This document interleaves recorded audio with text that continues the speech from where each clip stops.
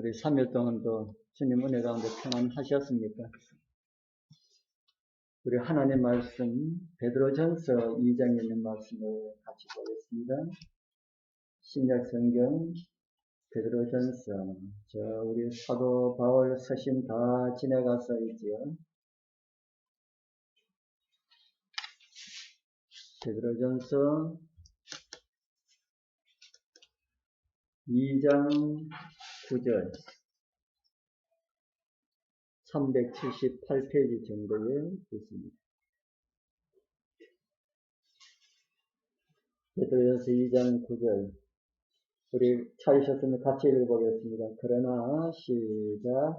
그러나 너희는 택하신 족속이요 왕같은 제사장들이요 거룩한 나라요 그의 소유가 된 백성이니 이는 너희를 어두운 데서 불러내어 그의 귀한 빛에 들어가게 하신 자의 아름다운 덕을 선포하게 하려 하십니다. 아멘.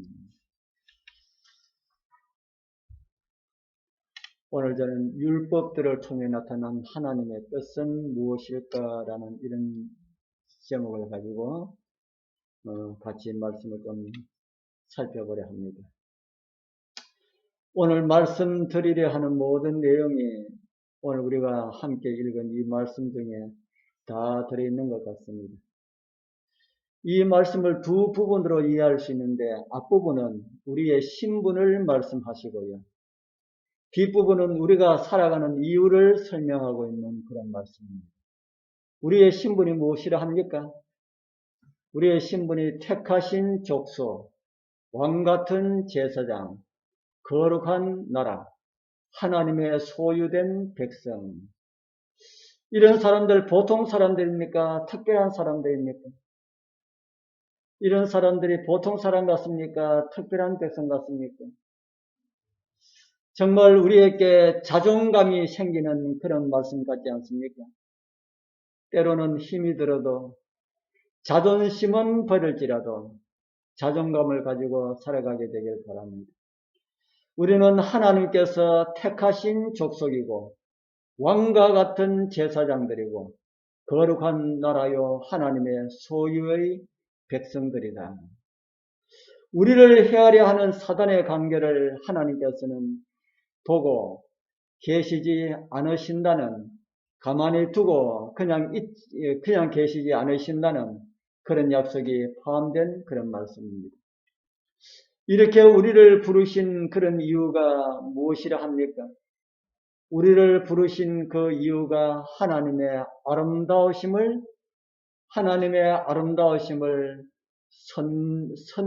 선포하게 하려 하십니다. 우리 성도님들, 우리 모두가 그런 삶을 통하여 정말 하나님께 영광 돌리시는 그런 삶의 은혜가 함께하기를 축복합니다. 지난번 저는 성경이 말하는 이 율법이 무엇인가라는 이런 말씀으로 함께 말씀을 나누었습니다. 다 잊어버리셨지요? 성경이 말하는 율법이 무엇이라고 들으셨습니까? 성경이 말하는 율법은 이렇게 많은 것을 우리는 성경을 통해서 살펴보았습니다. 하나님의 도덕률인 십계명이 있고요. 제사 제도에 관한 법이 있고 유대 민족과 관련된 그런 법이 있고 우리의 건강과 관련된 법도 있더라. 이 모든 것을 다 무엇이라 한다고요? 이 모든 것을 다 하나님의 율법이라 한다. 그리고 성경에는 대립되는 두 가지 이론들을 우리는 볼 수가 있다 했습니다. 어떤 내용과 어떤 내용이 있다 했습니까? 하나는 율법을 지키고 순종하여야 한다 하는 이런 내용이고 다른 한쪽을 보면은 폐지되었다라는 이런 내용을 볼 수 있다 했습니다. 그래서 이런 것을 성경으로 이해하기 위하여서는 율법의 본질을 우리는 알고 그 율법에 나타난 하나님의 뜻을 이해하는 것이 율법에 대하여 바르게 이해할 수 있는 그런 방법이라 생각합니다. 그럼 율법을 통해 나타난 하나님의 뜻은 무엇일까? 이렇게 말씀드리면 여러분 머릿속에 무언가 떠오르는 말씀 없습니까? 율법을 통해 나타난 하나님의 뜻은 무엇일까? 성경은 하나님의 뜻과 관련된 이런 말씀을 우리에게 주시죠. 하나님의 뜻은 이것이니 무엇이라 합니까? 하나님의 뜻은 이것이니 너희의 거룩함이라. 또 이런 놀라운 말씀이 있습니다. 베드로전서 1장 15절 16절에 오직 너희를 부르신 거룩한 자처럼 너희도 모든 행실에 거룩한 자가 되라. 기록하였으되 내가 거룩하니 너희도 거룩할지어다 하셨느니라. 누구처럼 거룩한 자가 되어라 합니까? 우리를 부르신 자처럼. 어디에 거룩한 자가 되라고 하십니까? 우리를 부르신 자처럼 거룩하게 되는데 어디에 거룩한 자가 되라고요? 모든 어디에 그럽니까? 모든 행실에 내가 거룩하니 너희도 거룩하라. 이런 말씀의 의미가 무엇인지 살아가면서 좀 많이 생각을 해보게 되길 바랍니다. 우리는 우리의 살아가는 자녀들을 바라볼 때마다 욕심이 많이 있습니다. 자녀에 대한 욕심이 없는 아빠와 엄마는 아무도 없습니다. 어떤 욕심이 있습니까?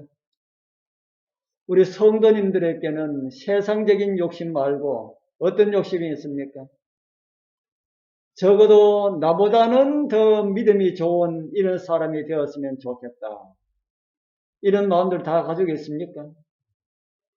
이 세상 살아가는 데 있어서도 나보다 더 잘 되기를 바란다. 영적으로도 더 건강한 하나님의 백성들로 자라기를 바란다.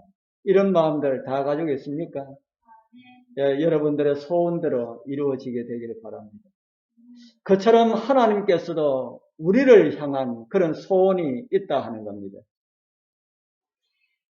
우리로 어떻게 되기를 바라시는 그런 소원일까요?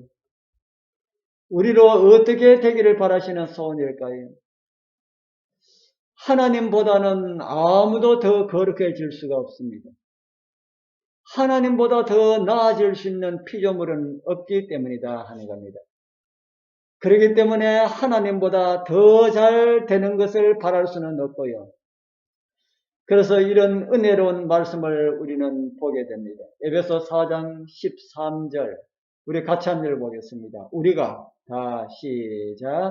우리가 다 하나님의 아들을 믿는 것과 아는 일에 하나가 되어 온전한 사람을 이루어 그리스도의 장성한 분량이 충만한 데까지 이르리니. 아멘. 에베소서는 사도 바울에 의하여 기록된 말씀입니다. 누구의 감동으로 기록되었습니까? 성령의 감동으로 기록되었지요. 그러니까 누구의 말씀입니까? 우리는 하나님의 말씀으로 이해를 하고 있습니다. 그러면 우리 아버지 하나님의 마음이 담겨있는 그런 말씀으로 이해할 수 있습니까? 그 하나님께서 우리를 사랑하사 구원하시려고 자기를 비우시고 사람으로 오신 그 예수 그리스도까지 우리로 하여금 장성하라. 그렇게 말씀하십니다. 다른 말로 하면은 하나님을 믿는 백성들은 다 아버지만한 거룩함에 이르기를 바라시는 아버지의 마음이라 하는 것입니다. 우리 하나님께서 우리를 향한 마음이 그런 마음을 가지고 있다는 겁니다. 말씀에 순종하면서 믿음으로 살면은 그 아버지의 소원이 우리를 향한 그 하나님의 소원이 이루어지게 될 것이다. 우리 모두 거룩한 백성들 다 되어서 우리 주님 오시는 그날 정말 주님 닮은 사람들로서 주님 앞에 서게 되길 축복합니다. 우리에게 주신 법들은 다 그렇게 되도록 하신 그런 율법이다 하는 것입니다. 그런데 그런 율법이 폐지되었다 아니다라고 하는 이런 논란은 의미가 없는 것이지요. 순종하여서 거룩하게 되기를 바라시는 우리 아버지의 말씀에 온전히 순종하는 그런 은혜가 있길 바랍니다. 이제는 그런 법들에 나타난 우리 아버지의 뜻이 이미 이런 말씀들로 이해하셨지만은 다시 구체적으로 좀 살펴보도록 하겠습니다. 먼저 건강에 관한 법을 저는 그냥 건강법이라고 이렇게 붙여보았습니다. 건강법에 나타난 하나님의 뜻은 무엇일까요? 우리 잘 아는 고린도서 10장 31절에 이런 말씀이 있습니다. 그런즉 너희가 먹든지 마시든지 무엇을 하든지 다 누구의 영광을 위하여 하라고 합니까? 예, 먹든지 마시든지 무엇을 하든지 다 하나님의 영광을 위하여서 하라. 이 말씀은 어떤 말씀일까요? 제가 방금 조금 전에 하나님의 뜻은 거룩함이라고 하는 이런 말씀을 읽어드렸습니다. 그리고 우리는 그렇게 살아야 할 것에 대한 말씀도 드렸습니다. 하나님의 영광을 위하여 하라라는 이 말씀은 어떻게 이해를 할 수가 있을까? 하나님의 영광을 위해서 하라라는 이 말씀을 우리가 어떤 말로 대신하면 되겠습니까? 하나님처럼 살아라라고 하는 이런 말로 대신하면 되겠습니까? 하나님의 영광을 위하여서 살아라. 하나님처럼 살아라. 우리 하나님께서 내가 거룩하니 너희도 거룩하라는 이런 말씀처럼 우리가 그렇게 되려면 어떻게 하면 될까요? 우리의 지혜나 우리의 생각들, 우리의 꾀들을 다 버리고 오로지 말씀에 순종하는 길 외에는 다른 방법이 없습니다. 하나님께서는 그런 방법들을 우리에게 제시해 주시고요. 따라오라고 그렇게 말씀하셨습니다. 그런데 성경에는 그런 사람들만 있는 것이 아니고 이런 사람들도 있다고 우리에게 가르쳐 주고 있습니다. 요한복음 12장 43절에 보면은 저희는 사람의 영광을 누구의 영광보다 더 사랑한다 그럽니까? 하나님의 영광보다 더 사랑하였더라. 예수께서는 당신을 따르지 않는 사람들을 두고 이런 말씀을 하셨습니다. 우리 성도님들, 우리 여러분들은 하나님의 영광을 사랑하십니까? 아니면 사람의 영광을 사랑하시나요? 하나님의 영광을 사랑하시고 또 사모하게 되길 바랍니다. 그리고 하나님의 말씀에 온전히 순종하는 그런 은혜가 우리 모두와 함께하길 소망합니다. 건강에 관한 법을 우리에게 주신 목적이 무엇일까요? 거룩하신 하나님의 속성에 참여하기 위한 하나님의 은혜다. 그렇게 우리는 이해를 할 수가 있습니다.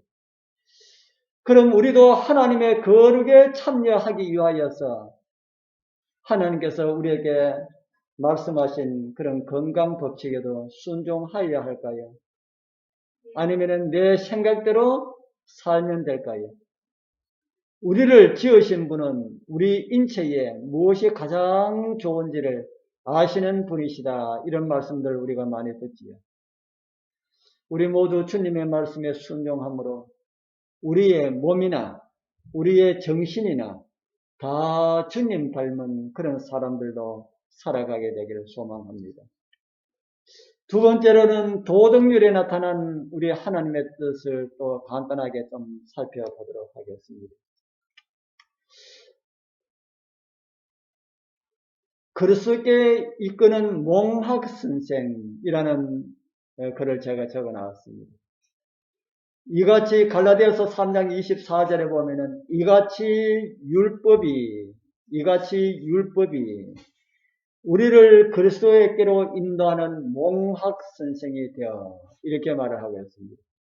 몽학선생, 참 어려운 말이지요. 몽학선생이라는 말이 무슨 말일까? 이 몽학선생이라고 하는 이 헬라어 원어는 피아다고고스라고 하는 단어를 사용하고 있습니다. 이 말을 우리말로 번역하는 데 있어서 참 많이 어려운 모양입니다. 그래서 이 몽학선생이라고 하는 알쏭달쏭한 그런 용어로 번역을 했습니다. 이 말을 다르게 번역하면 가정교사로도 번역할 수 있는 말입니다. 또 후견인으로도 번역할 수가 있는 말입니다. 그러면서도 가정교사와도 다르고 후견인과도 다른 그런 말입니다. 두 가지 의미를 다 가지고 있으면서도 그런 말하고 좀 다르다 하는 겁니다. 아이들 가정교사는 무슨 역할을 합니까? 아이들 가정교사는 아이들을 지적으로 더 성숙한 사람으로 성장하도록 도와주는 일을 하는 사람을 가정교사라 하지요. 맞습니까? 네. 그런데 이 몽학선생이라 하는 말은 지적으로 성장할 수 있도록 가르치는 그런 교사가 아니라 그렇게 가르칠 수가 있는 선생에게 데려다 주는 역할을 하는 사람을 가지고 몽학선생이라 그렇게 말을 한다는 겁니다. 그래서 가정교사로도 번역하지 못하고 후견으로도 번역하지 못하고 아마 몽학선생이라고 하는 아주 참 어려운 그런 용어로 번역하지 않았나 하는 생각을 합니다. 그런 의미에서 하나님의 율법 10계명은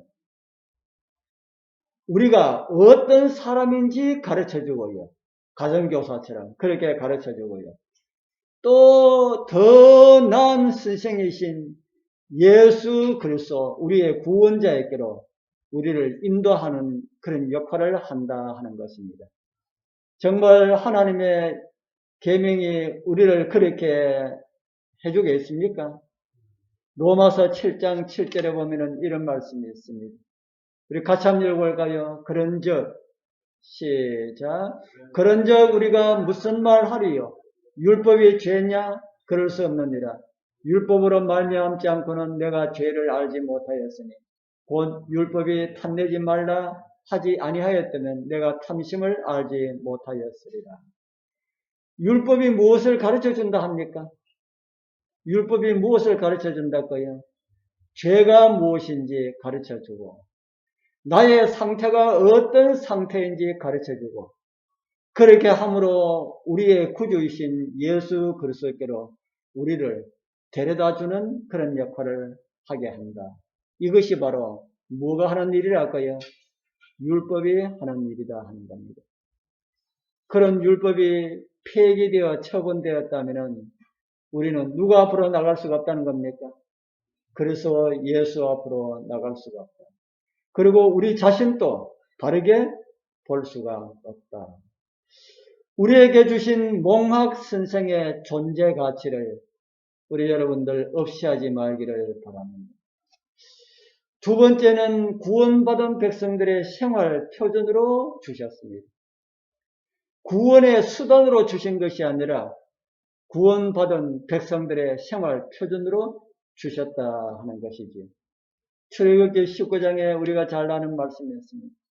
세계가 다 내게 속하였나니 너희가 내 말을 잘 듣고 내 언약을 지키면 너희는 열국 중에서 내 소유가 되겠고 내게 대하여 제사장 나라가 되며 거룩한 백성이 되리라.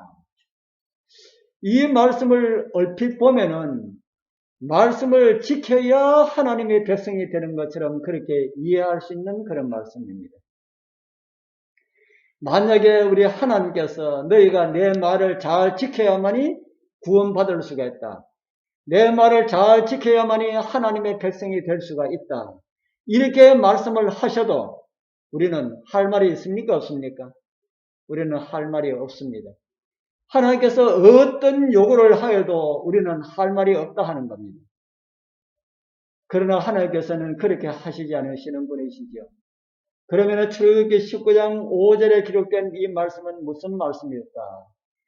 어떻게 하나님의 말씀에 순종하면은 하나님의 백성이 되는 것처럼 그렇게 기록이 되어 있을까 하는 겁니다. 이 말씀은 십계명을 주시기 전에 하나님께서 이스라엘 백성들에게 선포된 그런 말씀이지요.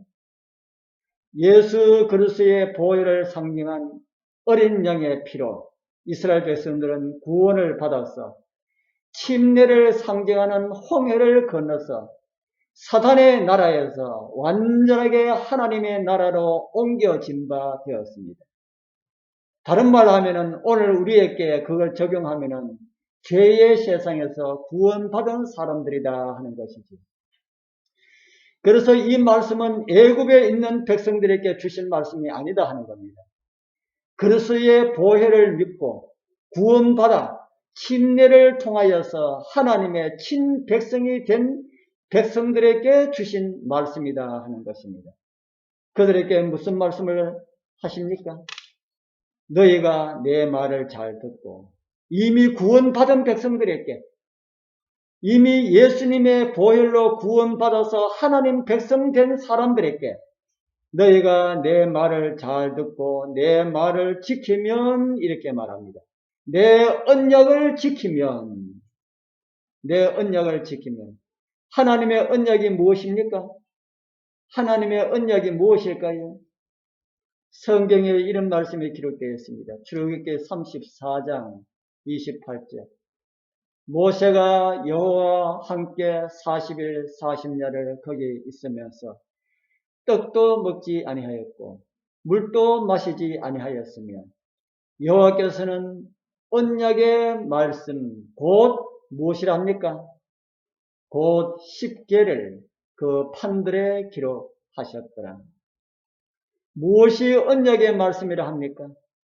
십계, 다른 말로 하면 십계명, 돌판에 새긴 하나님의 10가지 계명을 가지고 무슨 말씀이라 한달까요?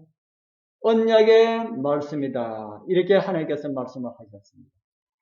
그 언약의 말씀을 잘 지키면 어떻게 하실 것이라 합니까? 세 가지를 말씀하셨지요. 어떤 말씀입니까? 내 소유가 되겠고 제사장 나라가 되고 거룩한 백성이 되리라. 어떤 백성들에게 주신 말씀이라 하는 겁니까? 이 말씀은 죄의 세상에 살고 있는 백성들에게 하신 말씀이 아니고 이미 구원받은 백성들에게 주신 말씀이다 하는 겁니다. 이미 하나님의 소유가 된 백성들에게 주신 말씀이다. 이미 제사장 나라로 부름을 받고 거룩한 백성들이 된 사람들에게 주신 말씀이다 하는 것입니다. 왜 이런 말씀을 주셨을까요? 이 말씀에는 어떤 의미가 있습니까? 이스라엘 통해서 우리에게 보여주시지요.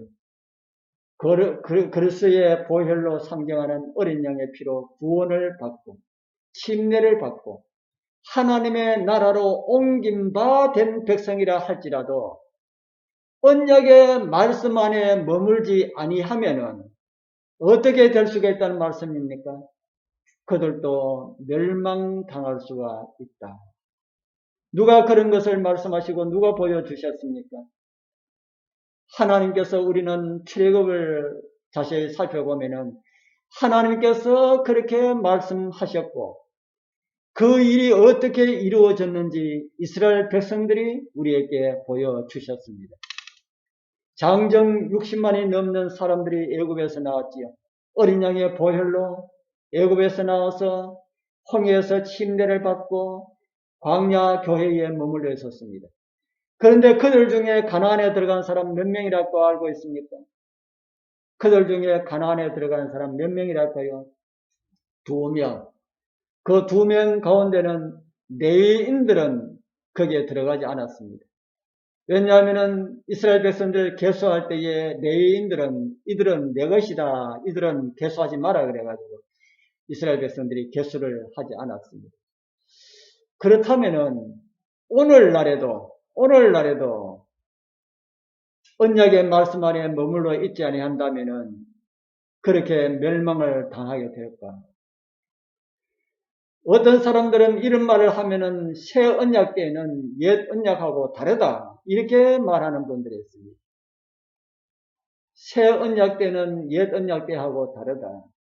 여러분들 새 언약과 옛 언약에 대해서 다음에 또 말씀을 자세히 드릴 그런 시간이 있을 것이지만은 새 언약과 옛 언약이 무엇인지 좀 더 간단하게 말씀을 드린다면은 옛 언약은 돌판에 기록하였고 새 언약은 우리 마음에 기록하였다. 내용은 똑같은 내용이다 하는 겁니다. 다음에 더 자세하게 살펴볼 수 있는 이런 시간이 있을 것입니다. 그렇기 때문에 하나님의 십계명은 무엇을 위해 주신 것이라 하는 겁니까? 구원받은 하나님의 백성들의 생활 표준으로 주셨다.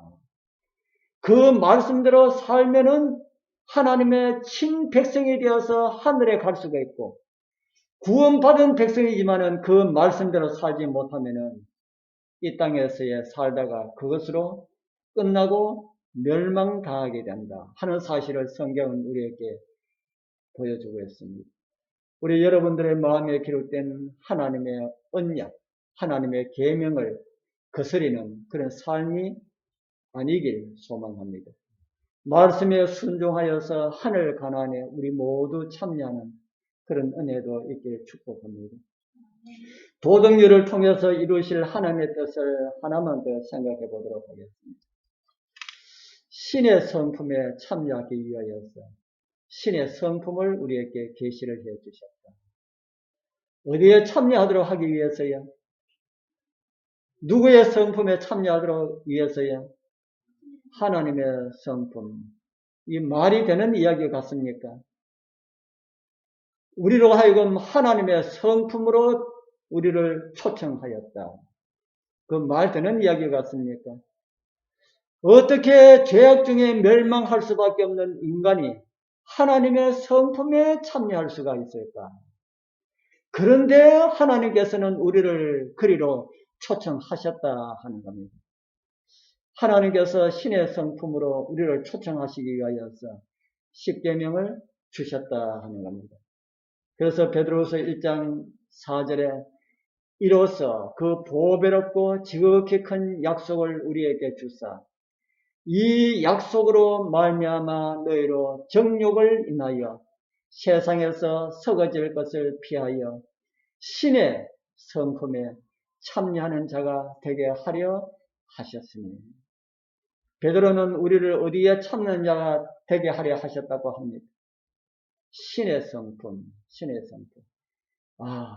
저는 성경 말씀, 이런 말씀을 볼 때에 참 너무너무 엄청난 이런 말씀에 참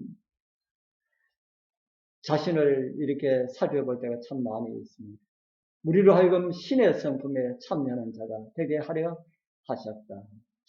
또다시 베드로는 1장 15절 16절에 우리에게 또 이런 말씀을 주십니다. 오직 너희를 부르신 거룩한 자처럼 너희도 모든 행실에 거룩한 자가 되라. 아까 우리 읽어본 말씀이지요. 하나님께서 거룩하십니까? 하나님의 뭐가 거룩하십니까? 하나님께서는 모든 것이 다 거룩합니다. 그 가운데 하나님의 성품도 거룩하다. 우리 여러분들 하나님의 성품이 어떠함을 성경을 통해서 좀 보셨습니까? 하나님의 성품이 어떠하다 하는 것을 좀 보셨습니까? 그 성품이 고농축으로 나타난 데가 있습니다. 하나님의 성품이 고농축시켜서 나타난 데가 있다. 하나님의 성품이 두 가지 방법으로 나타났지요. 하나는 그리스도의 십자가를 통해 나타났고요. 다른 하나는 십계명을 통해서 우리에게 보여주셨습니다. 십계명을 또 두 가지로 표현한다면 무엇과 무엇이라 그랬습니까? 하나는 하나님을 사랑하는 것이고 하나는 이웃을 사랑하는 것이라고 했지요. 그것을 한 단어로 요약하면 뭡니까? 사랑이지요. 이것이 무엇이라 하는 겁니까? 이것이 하나님의 성품이다. 무엇이 하나님의 성품이랄까요? 십계명. 십계명에 나타난 그 사랑, 그것이 하나님의 성품이다 하는 겁니다. 십계명을 주신 다른 목적은 무엇이라는 말씀입니까? 하나님의 성품을 우리에게 보여주고 보여주면은 닮을 수가 있습니까? 하나님의 성품을 우리에게 보여주고 너희들도 누구처럼 되라고 합니까? 너희들도 나처럼 되어라. 나처럼 되어라. 날마다 하나님의 계명을 삶의 거울로 바라보는 사람들은 예수 그리스도의 다함이 없는 사랑의 성품을 닮아서 그들의 살아가는 모습에서 그리스도의 성품이 나타나게 될 것임을 성경은 우리에게 가르쳐주고 있습니다. 정말 그렇게 될 수 있을까요? 예. 이런 하나님의 성품, 우리에게 성품을 보여주는 그런 것이 폐지되었느니, 없이 되었느니 하는 이런 내용들은 논의될 수가 없는 것이라는 이런 생각이 들지 않습니까? 도덕률, 하나님의 계명을 우리에게 주신 그 목적을 따라서 살아감으로 우리 모두가 정말 주님 닮은 그런 성도들로 살아가게 되기를 바랍니다. 그렇게 함으로 신의 성품에 참여한 자가 될 수가 있고 하나님의 아름다운 성품을 선전할 수가 있도록 하기 위하여서 사도 베드로를 통하여서 우리에게 그런 말씀을 주셨습니다. 우리 모두 진짜 그런 백성들로 살아갔으면 좋겠습니다. 그래서 우리의 모습들에서 정말 예수님의 사랑의 성품이 반사되어서 주님 오시는 그날 우리 모두 주님 닮은 우리 주님의 것들로 하늘에 들여진 바 된 그런 백성들로 우리 모두가 다 함께 살아가게